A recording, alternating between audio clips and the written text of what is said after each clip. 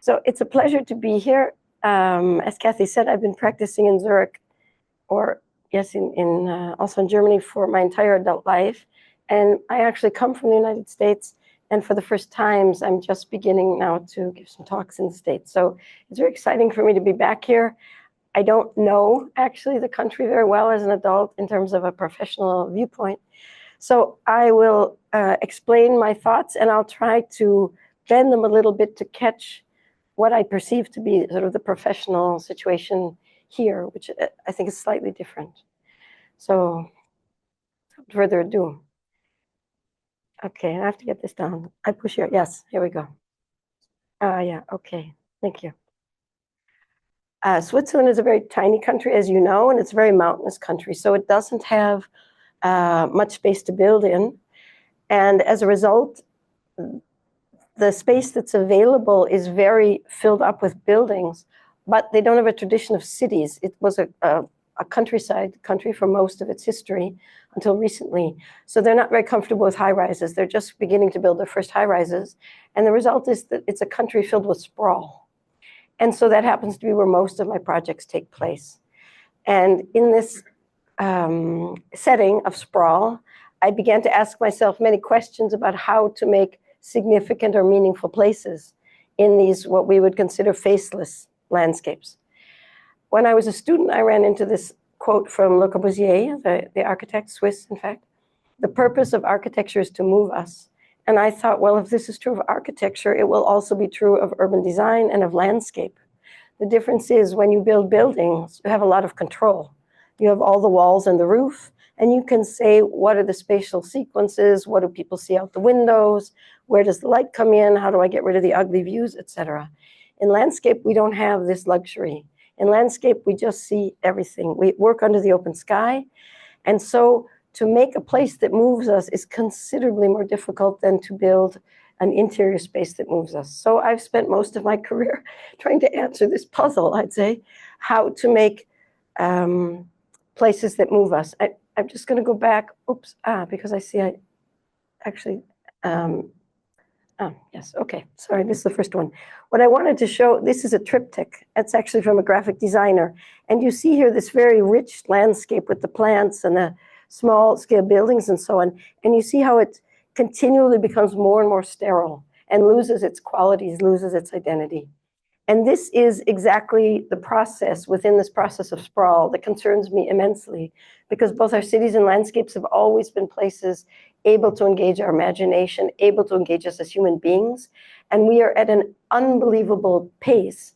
We are replacing identities, site-specific identities with generic identities, as we know from the faceless buildings, the standardized open spaces, the standardized streetscapes. And so I'm very concerned about this. We're all talking about ecology, which is immensely important, climate change and so on, but we don't tend to talk about the human value of cities. And this is exactly what I'm faced with in these kind of areas I work in. So I've spent a lot of time trying to figure out how to make places that go under our skin, how to make places that express their site-specific qualities. And I'll show you a series of projects today. It's a small part of my practice, but projects where I think sort of exemplify this problematic. I'm going to just show two quotes. I found out afterwards there's not too many architects in the room, if I'm not mistaken. Louis Kahn is a well-known American architect, and he was a very emotional architect. And he says, if you think about it, you realize you don't say the same thing in a small room as in a large room. The large and the small room, the tall and the low room, the room with the fireplace and without, all become great events in our minds. And what moves me about this quote is the idea that a place can become an event in our minds. And that has become the goal of my work, is to make memorable, powerful places or placemaking that become events in our minds. And in order for a place to become an event in our mind, it has to engage us as a human being.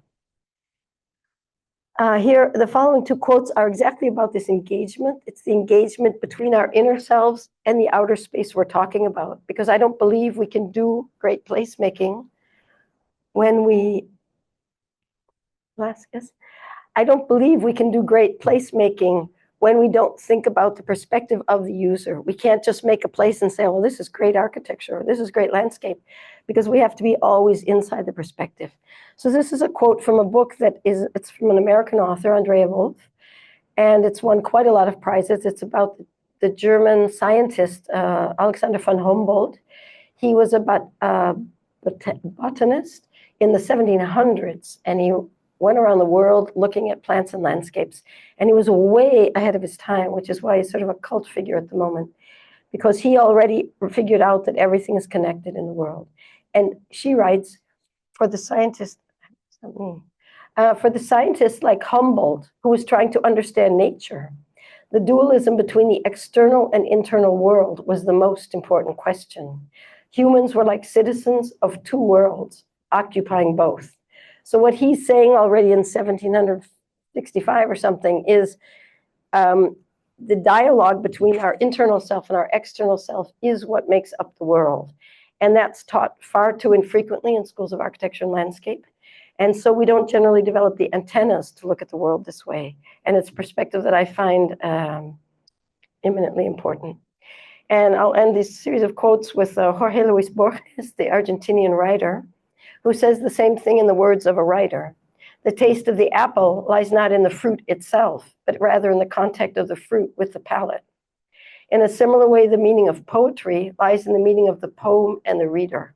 So I take my clues as a landscape architect from this wide palette of thinkers to say, okay, what's the relationship in every place between the person and the place? I followed the atmospheric discussion in architecture. Unfortunately, there isn't one in landscape. But there's a small group of internationally renowned architects who have written extensively about atmosphere. And this is a book that came out a few years ago. And the editor put this, let me get this on. The editor put this beautiful sepia-colored photo from Paris in the 1920s, but these are buildings from the 1600s, 1700s. And as if this was our normal built environment, he writes a plea to us designers, could you please put more atmosphere in your projects?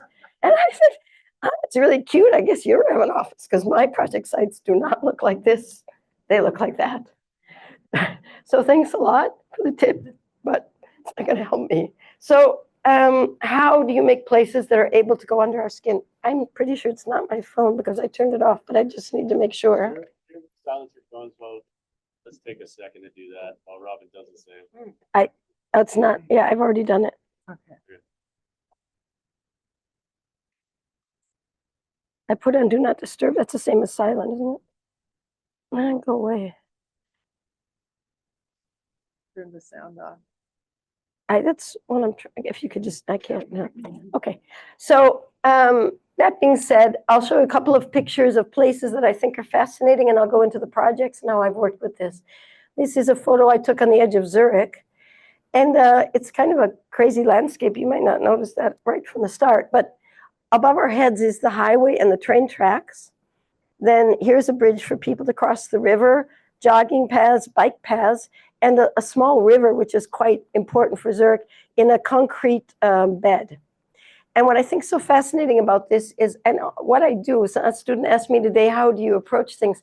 I actually stand around for hours or days in my project sites until I begin to understand them, and they begin to speak to me.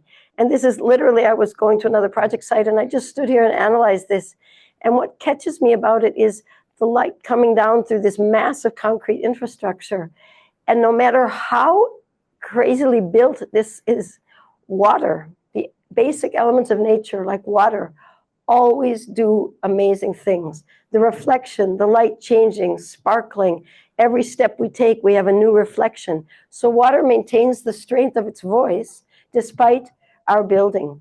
And the same with green. Every single space the green can come up, you feel its vibrancy, you feel it pushing through the earth, you feel it striving towards the light. So these natural elements like stone, water, vegetation, they have an incredible power. And this is one of the things I've learned to use very strongly in my projects, which I'll show you. This is a book that I bumped into while working on a project in Switzerland. It's from a British social geographer, Alistair Bonnet. And I found it in a coffee shop in Zurich, and it's become a very important book for me. He talks about places that the loss of site-specific places and how we are moving towards these terrible generic places. And he uses this expression, which I took the title from, geographical reenchantment, just in passing in the book. And when I read that, I thought, well, it's about place, geography, and it's about enchanting us. And maybe this expression can help me find where I'm trying to get to when I'm trying to make these faceless places able to move us. So here's a small quote from his book, Unruly Places, and that's the name of his book, what he's about. Unruly places have the power to disrupt our expectations of stimulating and reshaping our geographical imagination, to re-enchant geography. Aristotle said place should take precedence of all other things. It orders the world. Space sounds modern in a way that place doesn't. The reaction of modern societies has been to straighten and rationalize the oddity of place. So this is, again, one of the things that's helped me move on. When you look at the places that are built often by, let's say, speculators and so on, who are not looking at place, they get rid of all the things that might have made a very rich encounter, a very rich experience, something that could help our imaginations, that could touch us. They get rid of it all and put in standard buildings with standard plazas, with standard streets. And when you add that all up, it's basically killing the built environment we live in.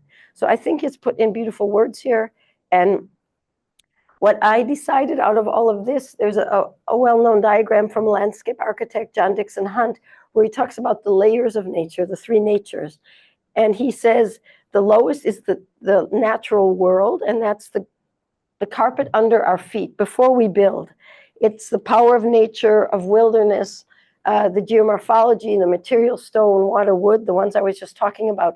And it's always there, but we tend to cover it up and build over it, all the big asphalt parking lots, etc. Then there's the cultural landscape, or the cultural nature, what he would call it. And that's the political, social, and cultural landscape that we as human beings alter, the natural landscape. It's built by society. It's transformed to meet our needs. And in John Dixon Hunt's world, the third nature, which is the top one, are gardens, because he says it's not meant to be functional like cultural landscapes, but it's there for our beauty to enjoy. And I decided, well, that's fine, but let's put the gardens in the cultural layer because I'm missing one. And that's what's inside of us as human beings. And so I call it the imaginative layer, and it's the personal sphere. It's the intellect, emotion, informed by memory, experience, and longing. And this is what I try to do in my projects, is combine these three layers. I do a reading of every site that tries to suss out and pull out the strong voice of nature on every site, that looks at our social, political, economic, all the different systems that are working on the site. But very strongly, I try to reach the imaginative layer. What does that do to the people experiencing the site, and what can that unfold in us? So to end this introduction to my approach, these are my own words. In Search of Geographical Reenchantment is not about nostalgia, prettiness, or being emotional. It is the search using projects as concrete testing grounds to suss out the poetic potential of a site with the ability to fascinate, engage, defy expectations. It aspires to create memorable and specific places which serve as catalysts of our imagination. With that, I'll go on to the projects. This is a museum of natural history in eastern Switzerland, and as a working title, I call it Natural History on a Highway Tunnel. Oh, sorry. Excuse me. I've been drinking coughing syrup all afternoon. I hope I don't fall asleep or something. I have to cough. So this is a very curious site. It's on the edge of town. And the site is a former cow pasture looking to the backside of this beautiful cathedral. That's the front of the museum. And the curious thing about this site is in this suburban landscape, that's the backside of the cathedral. This is a new museum of natural history. A big traffic artery, sports fields, housing. And here, the most outstanding characteristic is you're sitting actually on a tunnel roof. So the question or challenge for me was, how on earth can I communicate the profound and fascinating history of nature to visitors of the museum while sitting on a highway tunnel in the middle of the periphery? And so I used several tricks, and I'm used to actually giving this talk usually to designers, so I go more into the design steps. So maybe I'll just briefly touch on them. Well, I'm sorry, I don't have time. Usually I try to ask who my audience is, but let me just ask sort of a big question. How interested are you in understanding the steps of design? And otherwise I can just talk about the more conceptual aspects. You sure? Okay. You want it? You want it? You get it. Okay. Okay, I will explain so you can imagine kind of how a designer works. What I tried to do here was, which I usually don't do, I tried to dampen, is it? Sorry, my English is also not great anymore. But the loud surroundings, very loud street, full of all these things. And here were some old relics of vegetation. So I planted from scratch sort of small woodland groves on the two edges to keep the surroundings out, because I wanted the people to focus on their experience in the museum. And then there becomes an open space or a field connecting these two buildings. And the second trick I did, so to speak, how to get the people to be in the experience of this small garden, it's really more than a park. I took a stone, I'll show you in a moment, and I covered the entire park with gravel of one of the most important stones of that region of Switzerland. Because when you walk, when you decide yourself where you're going to walk, you engage your imagination. There's a French phenomenologist, Maurice Merleau-Ponty, and he talks about participative perception. It means we perceive because we participate in our own direction. It means if I put paths all over the park, people are on their iPhones walking like this, they're not participating in the experience. So I on purpose made it so you can walk everywhere in the park. And the last trick is you see these concrete pavers here. And I took these from the little stepping stones that you see in gardens, which is a thousands of year old trick you see in Japanese gardens, etc. And I found out by studying them just for this project, the reason stepping stones are so fascinating is it puts our attention into our bodies because we have to watch where our feet are. And all of a sudden we're in the place we're actually in. So I blew them up to being about 15 to 20 feet in size. But I use them as a way of making the people come into this place that they're in. So those are the three languages, I would say. And I'll show you what I did with the park. That's a typical landscape plan, which is how we understand our space. And here you see these giant stepping stones where kids use them as play elements. But I also use them to transport information about the museum and about natural history.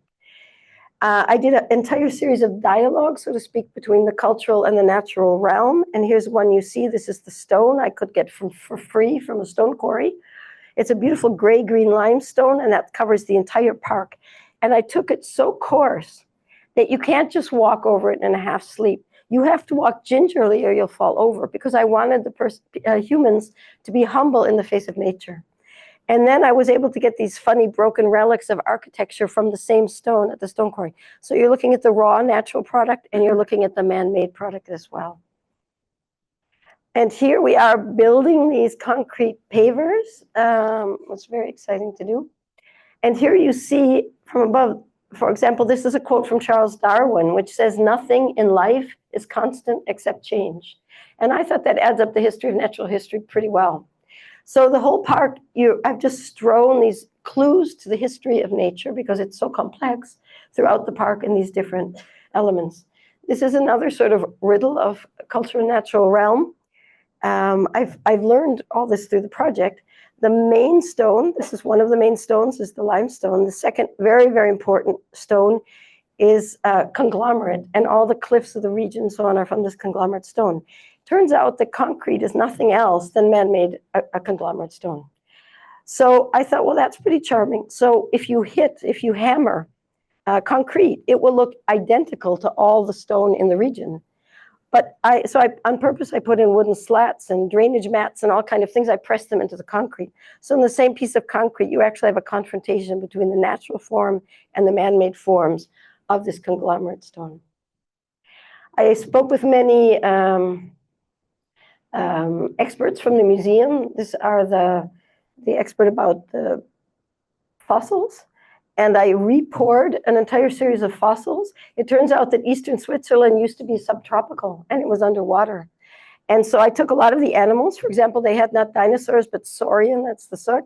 And you walk through and you end up walking past, I don't know, thigh bones this long or an eye this big. So you trip across all these clues about the region and what used to live there.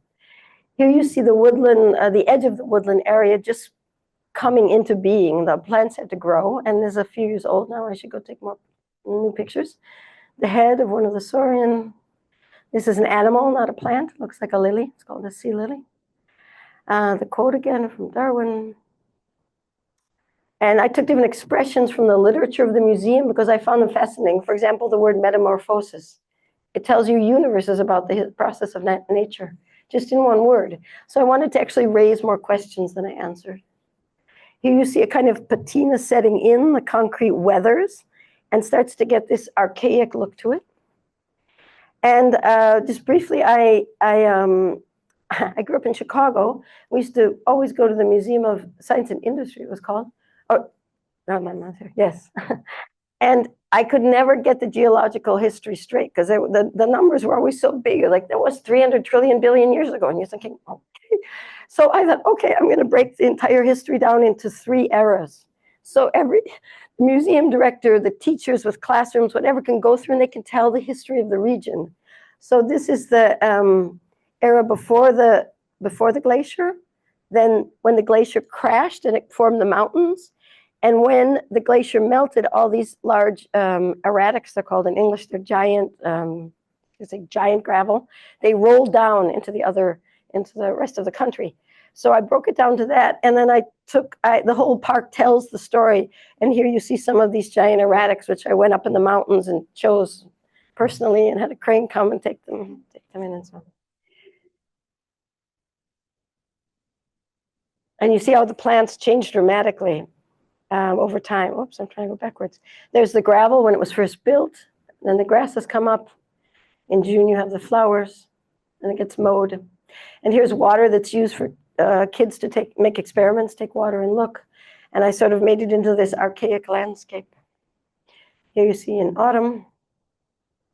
I have so many stories to tell. Just very quickly, I was raked through the mud in the press because I put hydrangea in, and they're from south of the Alps. And I was put it in the press. They said that I was a hater of nature because I used a foreign plant. And I said, look, we're on a highway tunnel, excuse me, I want to talk about urban nature. I want to talk about the dialogue of what we do. Well, now it turns out a few years later, we're not even allowed to take the native plants. We have to take the ones from south of the Alps for all of our projects because the climate's changing. So just to say about that. And this is the last image, a kind of swamp cypress, a kind of archaic looking image. The next project was a competition for the airport park of Zurich. I did with my former office, Studio Vulkan. And this is the airport of Zurich. This is the city of Zurich up here. It's about 10 minutes drive. And the park is this piece right here. This is a glacier moraine. That means it's a hill, like a ridge of a hill. And in the 1970s, the airport, which you see here, cut through this glacier moraine. And they took all this excavation and plopped it on top of the little fragment of landscape that was left there. And so it's a very curious site and a very isolated site. Here you see the model from the competition, in fact. This is the airport of Zurich. And this is a new building by a well-known Japanese architect. It's 8 stories high and enormously dense. It has shopping malls and conference centers and hotels and all kinds of things, offices. And here you see our park cut off as a fragment behind all of that building. So when I went to the site visit, which all the teams, international teams, went on a little walk and we looked, and I took these pictures and I studied, and I said, actually it has something kind of pretty or bucolic about it. And I went and studied Swiss painting, and I thought, look, it looks sometimes like a Swiss landscape painting. Isn't that nice? But usually it looks like this. So how do you make a place that's able to touch 10,000 visitors a day in a place that looks like this? And that was the challenge. And here you see the scraggly woods that are maintained by foresters. And they kind of, now that's it, that's the park. So what I found also fascinating about the park is the contradictions and paradoxes. And I find that we need to talk about our contemporary urban landscape. We can't just pretend landscape is pretty and it's cute and the flowers have, the trees have flowers and we're all happy and then we have a little fountain and then we keep regurgitating the same designs over and over and over again. And I'm sad to say the United States has a pretty weak spot for regurgitating the same designs over and over and over again. And usually the content is something like, isn't that pretty? So the question is, how do we make landscapes that have an authenticity, a site-specific authenticity? What I find fascinating here are the paradoxes and the contradictions. This is all artificially planted nature, which I'll show you in a minute. And here's the parking garage, and here's advertising is about 30 feet by 10 feet or something. So you're in this strange semi-natural environment. So I'll go into the design here. When we found the site, it was it had been there's a cartography of the natural values. They were very high because no one could get there, so the nature took over. So we said we have to keep the same amount and even do better.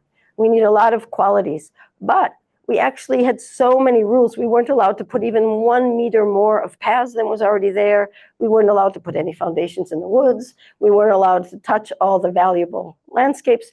So you have to make this great park, but you can hardly touch anything because there's so many laws. So those are the challenges. And what fascinated me most in terms of finding a concept for the park was the history. I began to say, so where did this weird place come from? And I went back to get the historical plans. And you see the original glacier moraine. You see the airport in the 50s.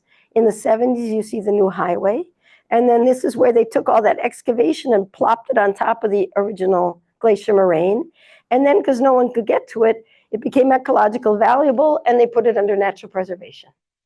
So I said, okay, I like that story. It's pretty interesting. Let's talk about it. So one of the two concepts of the park is the vertical layering. Underneath is the archaic glacier moraine, Swiss glacier moraine. On top of that is an I forgot to say that. That's one more thing. What they did is they had to compensate for the lost landscape where they put in the highway. So they artificially planted woods, wetlands, and fields. And then those became very valuable. So what you have, as I mentioned, this artificially planted woodland. So it's Swiss landscape, but actually forestry. And then you have this strange topography where they plop the excavation on top. And then I said, well, you know what? We're in the airport, so the sky should be a landscape layer too, because usually we think the sky's a void. There's nothing there. It's empty. So I'm going to make the sky something you can physically experience. And so this reading of these 4 layers is one of the concepts of the park. And these are visualizations that you make when you do a competition, telling how you go up with a funicular, because for handicap, you have a little funicular going up, and trying to create this, trying to express this glacier moraine. Of course, in the end, they made us polish it and make it look nice. Then you land on this woodland layer, and you land on this funky topography. So I made a pavilion. I'll show you in a moment. And the pavilion walks up the hill. So the pavilion engages in the topography, and this becomes the setting for many activities. I'll show you in a moment. And then when we get to the top in the competition, I couldn't decide if I thought it was more engaging to make a reflecting surface that would reflect the sky, so you're walking on the sky, or if I should use steam or fog to make the void, the emptiness of the sky, a physical space which you can enter with your body. It turns out it was possible to do both. My mother, who's sitting in the front row, knows that because we went to Bordeaux in France and saw a fountain, and I said, well, there we go. So I did both, and I'll show you those pictures in a moment. Here's a plan of the park. And this is the second concept that I had, which was to make, this is called the Circle, this giant shopping mall. Here you see the airport. And this is a 200-meter, that's about 600-foot diameter circle of trees. And it helps define, because the park didn't really have any contours. It didn't have any placemaking. You didn't know where you were and why it was interesting. So here you have a woodland ring, and then you have a tree ring, and then you have a clearing in the middle, but the clearing is actually a hill. So when you get in the park, you're always falling out of the park because you're on a hill. So it's a very strange space. And so that what you just saw, this is, I call the sky platform at the top. I said I want people to be able to stay at the top of this hill, not just fall down the hill. And these are the existing paths, which I augmented to make a sky loop and a woodland loop. And it's another, I call it instrument or trick of design, is to make something people can wrap their minds around. So these were just kind of not very attractive paths. But when you say you're on the sky loop, people know, oh, I'm going towards the sky. That's exciting. That's an experience. Or, oh, I'm on the woodland loop. I'm in the woods. That's exciting. So how do you actually engage people into identity and placemaking? And I won't go into too much more detail, but here's the pavilion I'll show you in a minute. And there's a lot of little interventions spread in the woods and so on and so forth. This is the tree ring when it was just planted. Those are about 12 times 3, 35-meter high trees. This was the woodlands. We cleared out part of it. That took about 1.5 years of negotiations. It's illegal in the state of Zurich. And we wanted people to be able to look into the woods and experience them because they were just sort of jungle-like, but very ratty. And so this was a big process. Here's that pavilion I showed you before, where the pavilion walks up the hill. And what I did, sitting here in Berkeley, California, I designed this. I said, okay, I'm going to make a pavilion, but it would be boring to just put a roof and some pillars. That's not very interesting. So what else can you do with a pavilion? I said, well, one thing is you can raise it so it's like a tea pavilion. You can sit on the edge of it, and that becomes seating without putting benches. You put benches like sit here, sit exactly there. I didn't want to do that. I wanted people to discover it themselves. So I raised the platform, and you have to go up a few steps to enjoy that.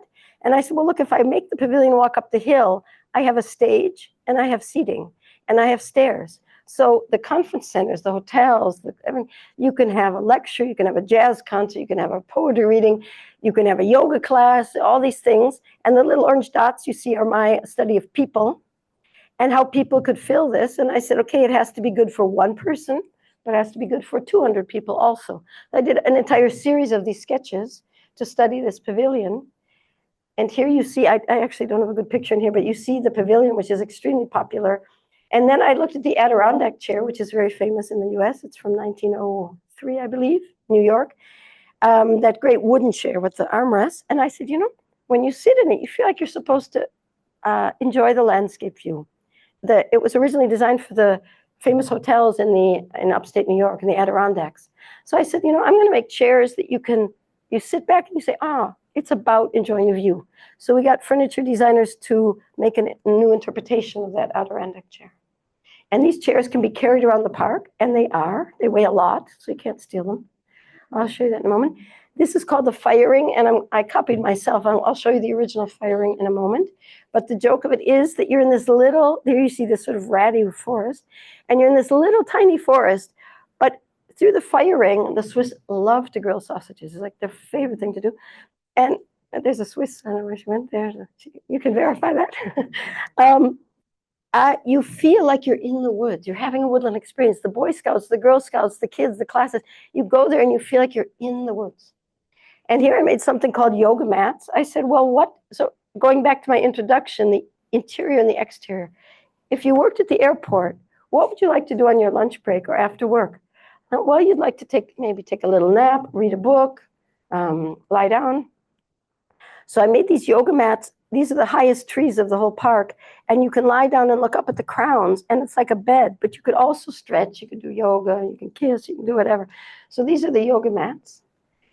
We're going up the hill now. This is that funky topography that I told you about. The construction company tried to get rid of it. Like the oddity of place, which I said, this is the oddity of place. They tried to get rid of that. Here are the chairs people carry around, looking out at the suburbs. And now we're up at the sky platform. That's when it's reflecting. The fog comes. If there's no wind, you get lost in the fog. And then beautiful part about the fog is it takes on the weather of every moment. And here are some neighbors, the Swiss son living with his African wife. She's from Ghana, I think, and the neighborhood nearby. And her mother is working for the UN. So she was flying from Ghana to New York and passed by, and they're here enjoying the park together. And I thought, that's an airport park. It's great. This next project, excuse me. Look at what time is it there. Thank you. I gotta put your makeup back on now. Oh, so sorry. You okay? Sure. Sorry. No problem. What's up? One sec.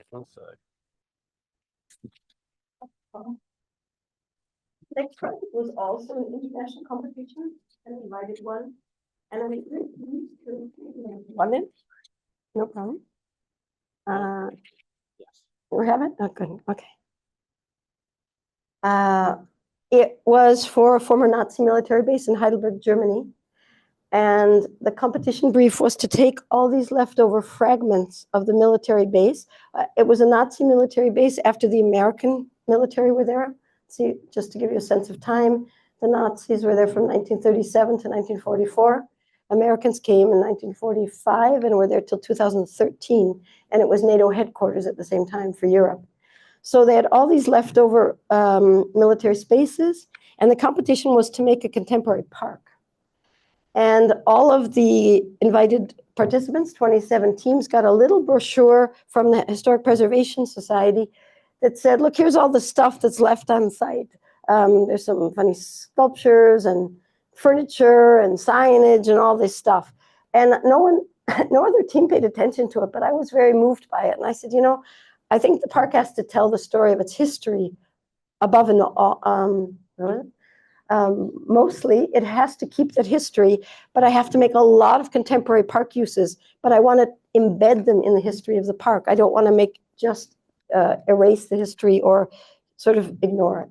So here's the entrance plaza to this site. You see large Nazi soldiers here guarding the front entrance, and this is American signage.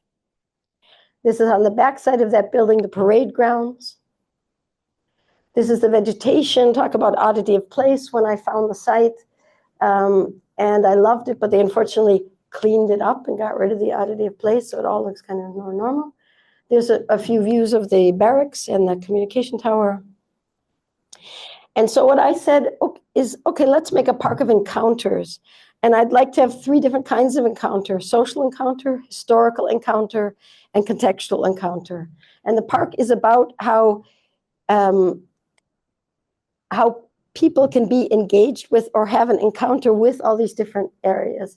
And the concept that I sold the park, which is how we won, was to say, for the historical encounter, I'm going to take all these strange artifacts that are left on site, the military spaces, and I'm going to recode them. So it's going to be taking elements and spaces of power, military power and control, and recoding them as elements and spaces of social encounter. And that's the new park. It's about the new neighbors coming together, all the different people coming together.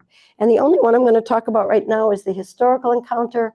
And this is a matrix that I did for the competition, where I took a series of elements, and I'll just explain 2 so you can imagine what I'm talking about, and how these are transformed from the pre-Nazi time to the Nazi usage to the new park. For example, the oak tree is an archaic symbol of strength. The Nazis confiscated it as one of their symbols. I took it back and gave it back to the German population by making it the main species, tree species of the park. Eagle, same thing. I'll show you a sound installation after. These are the old fields. They became the footprint for the orthogonal grid of the streets of the military base. And I said, now the streets are going to become a place for people to meet and engage with each other. So with that, we were able to win the competition. Here's these Nazi soldiers. These are American control cabins. I'll show you all these things later. These are the things that were left on site: American furniture, lighting, stuff left from the 1970s, surveillance cameras from the Americans. This is the park. I won't go into detail, but the main spaces are these. I renamed them, recoded them. This was the parade grounds, a display of military power and control. I call it the forum, a place of discourse, democratic discourse, and so on and so forth. And these are the streetscapes and so on. Illustrations we did for the competition to explain the new design. I won't go into detail here.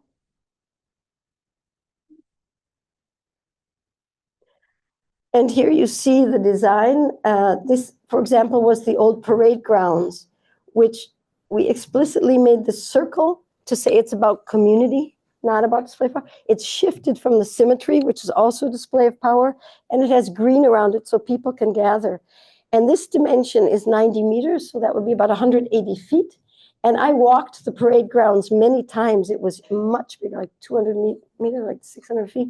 And I said, what size does this have to be a little bit creepy? To ask, when you walk across it, you think it's too big. It's not supposed to be cozy or nice. It's supposed to be like, what happened here? Why is this so big? So I constantly was raising questions about history through the design. The park was so fragmented that we asked how to hold it together, and we did something called the red band. You see here the main spaces, which I said this atmosphere and this military use has to remain the main identity, and all these fragments will be connected by the red band. So we took all the existing pavings from 1930s, from 1970s, from whenever, there's American kind of bad concrete paving, and shredded them up and poured them in a new concrete. And this follows all the spaces of the park. So when you walk through the park, you're walking on the original historical material.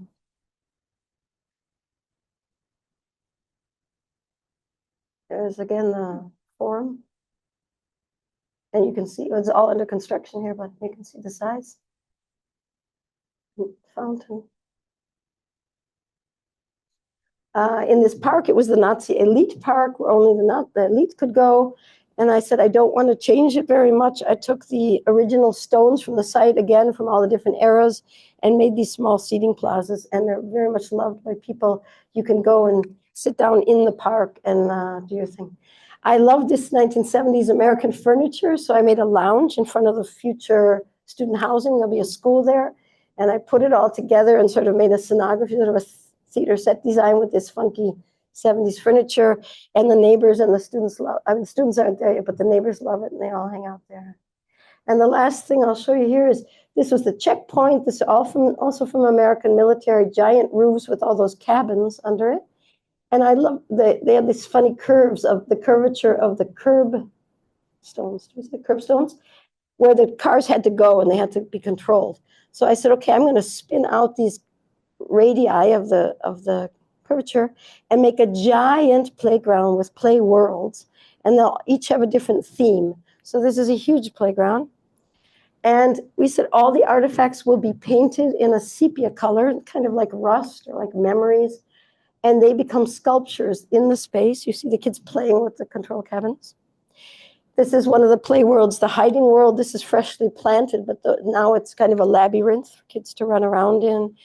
A chill lounge that was a wish from teenagers. It's about 60 feet in diameter. It's a big rubber pillow that they can lie down on and hang out in. A stage. And to end the park, I saw this furniture here in San Francisco. It's from the 70s. It was in the Embarcadero and also in Rio de Janeiro. And it has this polygon form and it makes sort of seating landscapes. And I thought that should accompany the red band. So all the researchers and new residents and all the people working and playing there sort of informally hang out and meet passersby. So this furniture accompanies this red band. And the last thing I did, independent of my former office, I decided to make a sound installation. I have a tone soundtrack, but I'm not going to play because it's in German. And this is the entrance plaza you saw with the big soldiers and the Campbell Barracks sign. And I was so fascinated by the history, I decided to take original sound fragments from 1935 to 2013 and be able to have people have a direct personal experience with this traumatic history of the site and with military propaganda and so on. Kathy, I'm so nervous. You keep looking at your watch. Talking too long. He's the timekeeper. Oh, I discussed with him 10 minutes. Okay, but I had asked you if can I? Okay, we'll see. These are the three big projects, and then I have smaller projects. So I structured the history in 4 platforms: war, post-war, Cold War, and post-Cold War. And I said, you cannot separate military and everyday life. Soldiers go home, they put on the radio, they listen to the nightly news, they listen to propaganda, to music. And so I've combined all of that in these sound fragments. And I worked with researchers for about 1.5 years. And you walk through, this is a collection of all the surveillance cameras. And you walk through and you listen to Hitler screaming at you, and you listen to survivors of concentration camps, nightly news, Bob Dylan. I mean, everything's in there. And it actually gives you a portrait, an acoustic portrait of the time. These are the surveillance cameras, signage in German and English, left on site. And so here's the sort of juxtaposition of all these elements of history. And yes. It's kind of outdoor learning center. Okay, and I just have a few small projects I'm going to show you, but they're quite different. This is a small one that's, a city came to me and asked if I could do something in the woods to have a woodland experience. And so I went to this tiny woodland that they offered me. And I thought, well, what am I going to do here? And I discovered a couple things about woods that I found interesting, again, just by walking. I said, well, what's interesting about woods is there's no front, no back, no left, and no right. So it puts us in a state of drifting. And that's a very interesting state, which is why they're so mesmerizing for us. And the second thing is it's one of the few landscapes, if not the only other than water, that's occupied, but we can move through it. So I decided I won't love to talk about the quotes, but I won't. This is the little woodland fragment, and I walked it, and I found 3 places. This is private land. This was public, so I could only do here. And I found it curious that there were 3, and again, so we're in the suburbs, as you see, and there were 3 dramatically different woodland imagery very, very close to each other. I found that so odd, and I asked a forester, why is that? And he said the big storms that came over Europe, on the protected side of the hill, you have these great beaches, high climax beaches. On the exposed sides, they raised all the beaches, the storms did. So you have this pioneer jungle. And on the half protected side, the trees have been thrown around. And I thought, that's fascinating. That's the story I want to tell. So I don't want to compete with the woods. I don't want to put in a paving and some benches and some signs and all that. I want to tuck myself into the woods. So I'm going to take paving and seating that imitates the woods. So it's the woods that are speaking to you, not my design. So here you see the 3 clearings. Those are the tall beaches. This is the pioneer vegetation, newly constructed there. And you see the patina setting in winter. This is the tossed about, the third clearing. It's on a slope. And you see how the vegetation has disfigured itself, fighting to survive these storms. And I liked the way nature responds, but also deforms itself. So I made a kind of, it's like an exhibition of nature and how it responds. And you see the patina setting in. And the very funny thing about this is the more the project biodegrades, the more biodiverse it becomes. There's mushrooms and all these things. So the client has to ask, well, do I let it disappear or do I maintain it and get rid of the biodiversity? So it's a very curious. So the city won a prize for that project, and they came back a few years ago and said, could you do another project? I said, like what? And they said, like, get another prize. So I'm happy to say I was successful. And I said, okay, I'm going to take another one of these glacier landscapes you have, but this time at the lake. And the Swiss are pretty insular. So they love to grill, as I said, but they love to grill with only friends and family. You'd never have someone sit at your picnic table that you didn't know. And I thought this is a bit subversive, but as an American, I always loved sort of my imagination of a cowboy campfire. And people are playing guitar and having beers and sausages, and then anyone who walks by, like, yeah, come on, join. And it's super un-Swiss. Okay, I'm gonna make this fire ring that's 30 feet in diameter, and anyone can join. And I don't know if it's gonna work, but we're gonna give it a try. And what fascinated me is the element of fire, going back to the archaic elements. And I said, I don't want to make just a little grill fire. I want to make a bonfire in public space, something that gathers the people like moths to a flame. And the city puts wood out, and anyone can make a bonfire. And this is the last quote I'm going to say because we're to keep the time short. There's another French phenomenologist, Gaston Bachelard. He was one of the first, most important ones for architects. And he talks about the imagination of matter or of materials. Imagination imbued with poetic experience that transcends the individual imagination. He says, I'm going to examine a problem in which objectivity has never held sway, where the initial seduction is so compelling that it deforms the most rational of minds, where daydreams replace thought. This is the psychological problem presented by fire. So he basically says fire has the ability to completely take us out of our rational state and put us in an irrational state. So here you see the normal fire pits, and you see the fire ring. You see the people gathering. And what I tried to do is make a place where, let's see, this is where I described the architectural thing. I found this surface in the forestry, and I asked how the foresters, and I asked how he made it, and he said, it's when my employees are really sloppy. And I said, I love it. In German, this means super beautiful. So I said, that's super schön. And they wrote that down, super schön. So I said, please make the wood like this. And what it does is it gives it character. It draws out the character of the wooden surface. And it becomes this beautiful, temperate place to sit in bathing suits and so on. And again, I tried to keep the wooden character, so it has a lot of expression. What's beautiful that I did not plan is I put these stones around the fire pit to sweep the ashes in. And what happens is the stones heat up. So as the temperature goes down at night, it becomes cold. The kids sit on the stones and have floor heating, which is really nice. And what I tried to do was make a place where different parties could occupy different spaces. So I used all these wooden stems so you can have different kinds of social settings all combined. And kids play on it. And night sits in. And it turns out this place is so popular, the city doesn't know what to do because it's filled every night. And I'll end with this project, which is about to go into construction. It was also a competition for a sound barrier wall on the western edge of Zurich. And the federal highway authorities had a new law that they had to put a sound barrier wall every time that a major thoroughfare is actually a highway exit, I don't know what to call that, runs next to a residential area.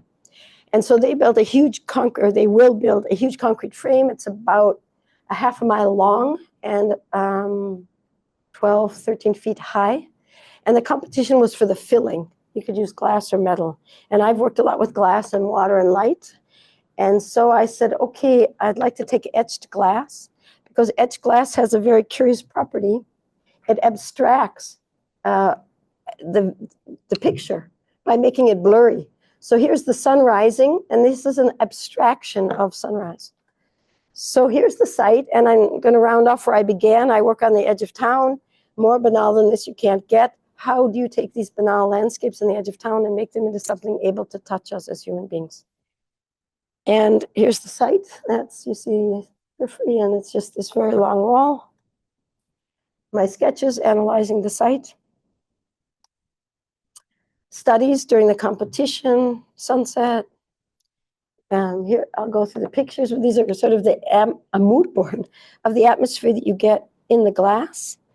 And I decided to take 6 different etchings of glass. So you have sort of the reality, slightly blurred reality, and continually more blurred reality. And I have a score, a partitur, as we say. It's a rhythm of these 6 different gradations. So when you drive by on the highways and on the local road and the bicyclists and everything, you keep having changing perceptions of this very boring, silly street. Here are the studies again. And I'm just going to read the last sentence here from John Cage. If you listen to Beethoven, it's always the same. But if you listen to traffic, it's always different. So I'm so happy to talk to an English-speaking audience because you laugh at all the right places. And in many other countries, no one laughs. No one. But, it's his plea to say traffic is fascinating. And because my mother's again in the front row, I remember schlepping them when I was very young in Chicago to see John Cage movies and concerts, and they'd say, okay, very interesting. Nothing would happen. We'd watch a film, nothing happened.